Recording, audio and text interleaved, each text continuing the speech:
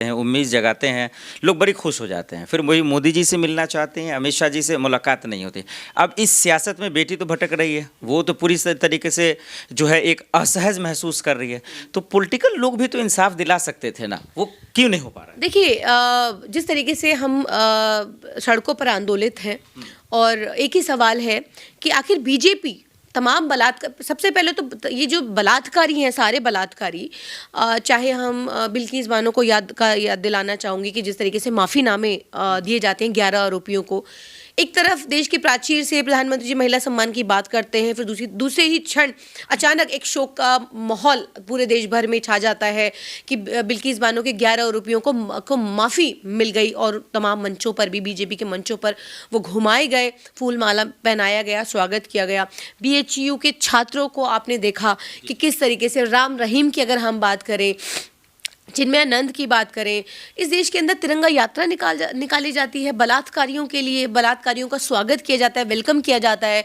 तो देखिए ये सिर्फ बीजेपी में ही होता है, बीजेपी के लोग करते हैं, बीजेपी के मंत्रियों के लिए। बृजभूषण शरण सिंह याद होंगे आपको, आज एक बलात्कारी, एक दरिंदा दूसरे दरिंदे की हिमाकत करता है, हिमायत में उतर आता है और ये कहता है कि मुझे फंसाया गया और इसी तरीके से इन्हें फंसाया जा रहा है। तो एक दरिंदा दूसरे दरिंदे की बात करता है। तो इस देश के अंदर ये भी हम देख रहे हैं।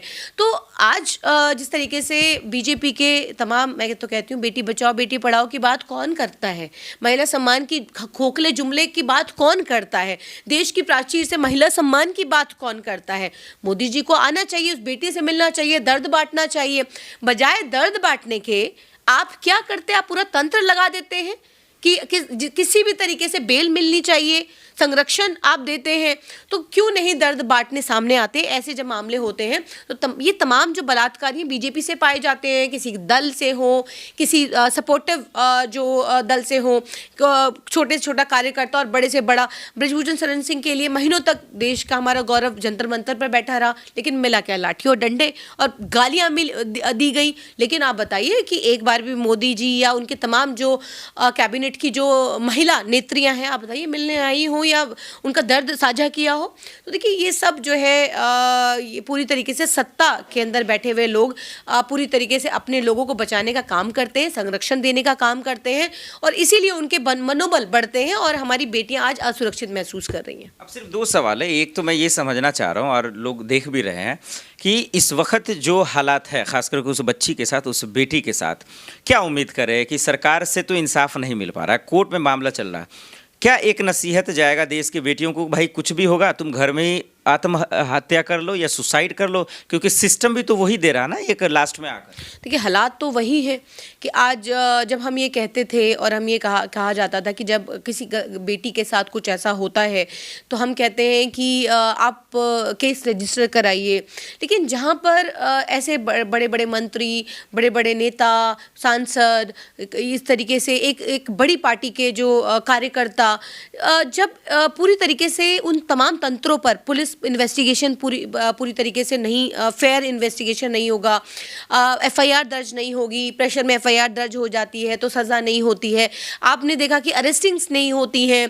कितने ऐसे मामले हैं जहां हम देखते हैं कि क्योंकि बीजेपी से हैं तो वहां पर अरेस्टिंग नहीं होती है। अरेस्टिंग अगर हो जाती है तो आप देखिए कि महीनों किस तरीके से पूरे, आज उन्नाव की जिस हम पीड़िता की बात कर रहे हैं, उसके परिवार, उसके फादर की बात करें या उसके परिवार की बात करें, तो उनको किस तरीके की प्रताड़ना सहनी पड़ी है, उनको किस तरीके से उनका पूरा परिवार ख़त्म कर दिया है।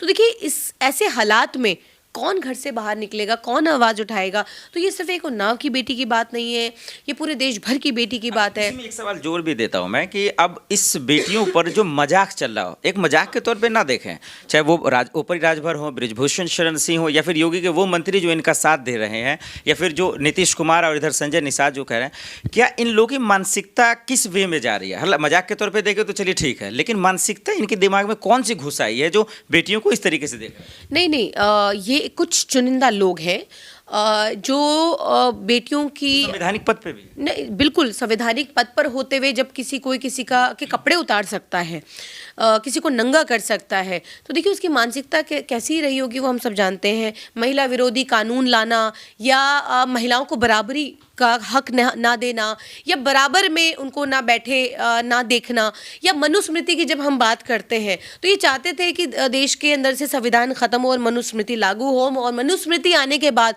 ये महिलाओं को किस तरीके से रखना चाहते हैं, ये महिलाओं को ये चाहते हैं कि इनके लिए महिलाएं इस्तेमाल की चीज़ है, ऐसा मनुस्मृति में लिखा हुआ है।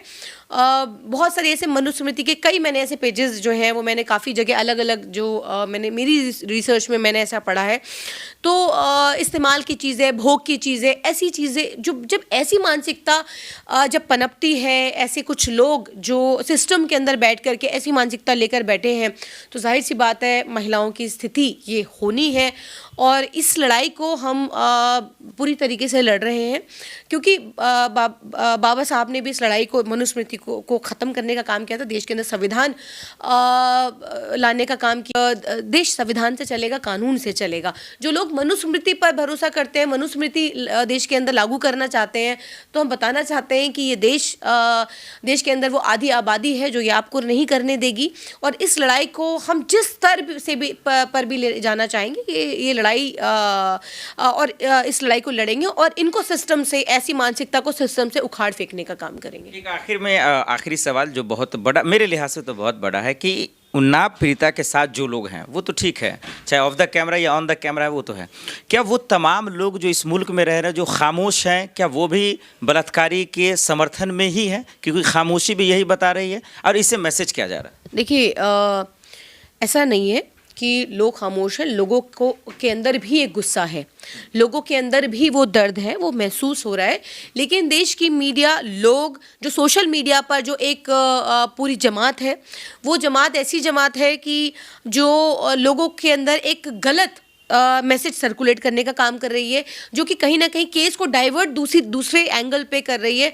आप जानते हैं कि जो लोग विधायक खरीद सकते हैं, जो लोग पैसों के दम पर पूरी सत्ता खरीद सकते हैं, तो जाहिर सी बात है वो कुछ भी कर सकते हैं। परिवारजन को खरीदना कोई बड़ी बात नहीं है, परिवार तोड़ना कोई बड़ी बात नहीं है। जिसने परिवार ख़त्म कर दिया वो परिवार को खरीद भी सकता है, उनसे स्टेटमेंट भी दिलवा सकता है, वो बहुत कुछ कर सकता है। जब आप सत्ता में है, सिस्टम आपके हाथ में है और सिस्टम को आप अपने अनुकूल चला रहे हैं, तो ये कोई बड़ी बात नहीं है। लेकिन ये बात सही है कि लोगों को ऐसे मामलों में, क्योंकि निर्भया हमने देखा था, निर्भया के वक्त किस तरीके से पूरा देश एकजुट हो गया था और फिर इस सिस्टम के खिलाफ और एक लड़ाई जो पूरे देश भर ने लड़ी थी, वो उसका नतीजा था कि सारे जितने आरोपी थे उन सबको जेल की सलाखों के पीछे जाना पड़ा। और उसके बाद इस तरीके से, जिस तरीके से कुलदीप सिंह सेंगर या राम रहीम जैसे बलात्कारियों को पेरोल मिलती है, उनको पेरोल नहीं दी गई थी, पूर्ण न्याय हुआ था। लेकिन आज जो पीड़िता है उन्नाव की, आज वो एक ही बात कह रही है कि वो ये कह रही है कि ये सिर्फ मेरी बात नहीं, मेरे साथ जो होना था वो हो गया, लेकिन ये देश की बेटियों का सवाल है। तो वो आज सिर्फ अपने लिए नहीं लड़ रही है, वो देश की बेटियों के लिए लड़ रही है, देश की बहनों के लिए लड़ रही है। तो ऐसी बहन को सलाम है जो इस लड़ाई को इतनी मजबूती से, इतना कुछ हो जाने के बाद इस मजबूती से लड़ते हुए वो यहाँ तक पहुँची हैं। और उन लोगों को कहना चाहती हूँ और अपील भी करना चाहती हूँ कि खामोश मत रहिए। जुल्म जब होता है और जब हद से जब बढ़ जाता है तो फिर उस पर खामोश रहना, देखिए उसके वो कहीं ना कहीं जुल्म का साथ देना है। तो खामोश मत रहिए। जिंदगियों में सब बिजी है, सब कुछ होता है। जब आपके साथ होता है, वो कहते हैं ना कि जलते घर को देखने वालों, फूस का छप्पर आपका है, आपके पीछे तेज हवा है, आगे मुकद्दर आपका है। उसके कत्ल पर मैं भी चुप था, मेरा नंबर अब आया, मेरे कत्ल पर आप भी चुप हो, अगला नंबर आपका है। तो देखिए, आपको नहीं मालूम, आज आप एक बेटी के लिए खामोश रहेंगे, कल को कोई और बेटी होगी, कल को कोई और बेटी होगी। इनके घर में माँ बहन बेटियां है नहीं है, दर्द इनके अंदर है नहीं है, मुझे नहीं मालूम, क्योंकि इनके पास सत्ता है। इनको पता है कि इनके पास वो तमाम चीज़ें हैं, तमाम संसाधन हैं, तमाम चीज़ें हैं।